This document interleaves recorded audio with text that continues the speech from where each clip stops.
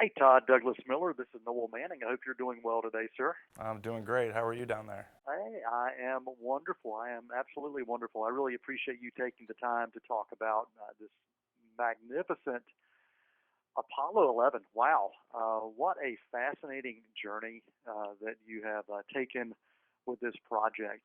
And I've been a fan of space exploration, both in documentary and in the sci-fi world since I was a kid. For you, what was the driving point where you said, "Oh, I've got to take something that is 50 years old and make it new again and find ways to show people and audiences things maybe they've never experienced before"? Well, it really started off as an editing exercise. Could we tell the story of Apollo 11 through all archival footage and materials? Because that, of course, included all the audio materials as well. So it started off as that, simply with pretty much everything that people had come to see, the images over the decades. But that quickly escalated once we were given new materials to work with. That included a cache of large format footage, as well as over 11,000 hours of Apollo 11 mission control audio. Were you surprised by how much was out there that people had not had a chance to experience, especially in this way before? Absolutely. It was as shocking as when people go to the theater and see it. It was as shocking to us when we were first alerted to it.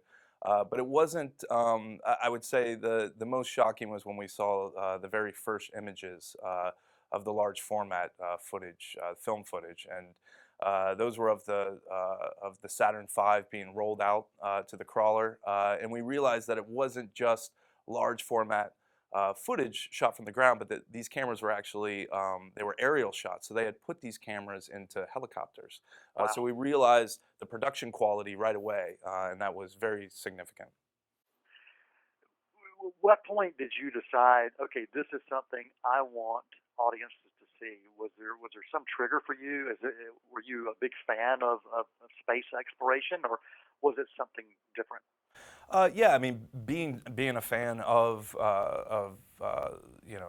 space, being a fan of large format filmmaking, I certainly was sensitive to a lot of the way in which, particularly the tale of Apollo 11 had been told over the years, and I just kind of wanted to bring it back to it was almost just the facts and just exactly what the people and the astronauts experienced. I felt that just in reading, particularly the astronauts' autobiographies, Michael Collins, for instance, wrote a fantastic book in '74 called Carrying the Fire, where he details the mission. And I felt like there were scenes in that book that had never been depicted before. So I really wanted to, have a go at it. How many years did it take you to do this from development through where we are now? Well, I would say that I wanted to make a film like this my whole life, so Okay. it Okay. goes back quite a ways. But when we really got into it, it took about 3 years to make. Wow. Wow. That's actually pretty impressive considering the amounts of footage and audio you poured through. One of the things that's really interesting to me on this also is the soundtrack. Talk about that soundtrack, and there's something a little different about it relating to the period, correct? Yeah, and I'm just so proud of the entire team that we had working on this, from the sound guys to the film restoration experts. But certainly the music was something that we spent a lot of time on. It was made by a longtime friend of mine. We've known each other forever, my music composer, Matt Morton. He came to me very early. Usually when we do these things, we typically have we use temp music, and then we go in and we post-score the entire film. Matt came to me very early and wanted to use all instrumentation that was pre-1969, and he wanted to pre-score the entire thing. So from an editing standpoint, that was great, because I had the music to work with before I Yeah. even started with the scenes.